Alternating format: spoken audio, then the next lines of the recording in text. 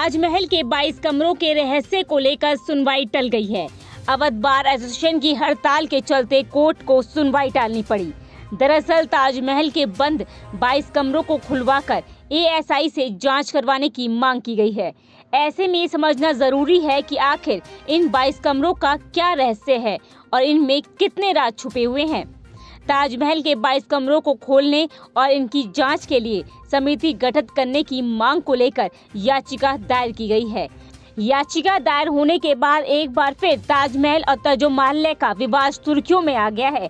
ताजमहल में मुख्य मकबरे और चमेली फर्श के नीचे 22 कमरे बने हैं जिन्हें बंद करा दिया गया है। इतिहासकार बताते हैं कि ये कमरे मुगल काल से बंद हैं। आखिरी बार इन कमरों को 88 साल पहले 1934 में केवल निरीक्षण के लिए खोला गया था कि इनकी हालत कैसी है, मगर इसका कहीं भी कोई उल्लेख नहीं है। आगरा के इतिहासकार राजकिशोर का कहना है कि चमेली फर्श पर यमुना किनारे की तरफ बेसमेंट में नीचे जाने के लिए 2 जगह सीढ़ियां बनी हुई हैं। इसके ऊपर लोहे का जाल लगाकर बंद कर दिया गया है। 40 से 45 साल पहले तक सीढ़ियों के नीचे जाने का रास्ता खुला हुआ था। वहीं इसके बाद 2015 में मरम्मत का काम करने के लिए कुछ कमरों को गोपनीय रूप से खोलने की जानकारी मिली है, मगर बीते 88 साल में ये कमरे सार्वजनिक रूप से नहीं खुले हैं।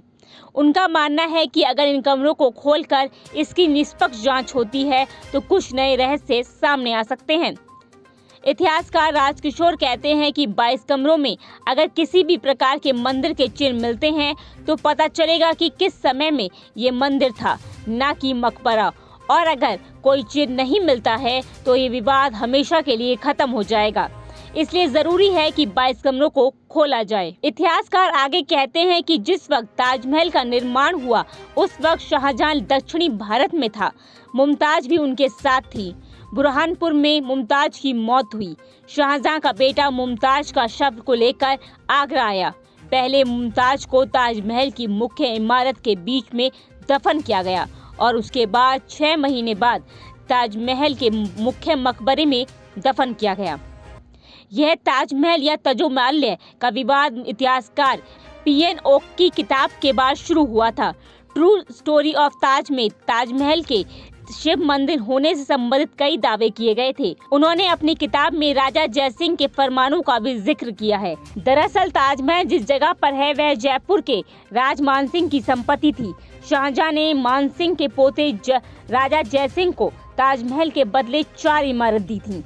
राजकिशोर शर्मा बताते हैं कि उनके पास वो फरमान भी है जिसमें ताजमहल के निर्माण के लिए 230 बैलगाड़ियां संगमरमर लाने का जिक्र है। वहीं 22 कमरों को खोलने की याचिका डालने वाले डॉक्टर रजनीश का कहना है कि ताजमहल को लेकर सस्पेंस बरकरार है। ये साफ होना चाहिए कि वो शिव मंदिर था या मकबरा।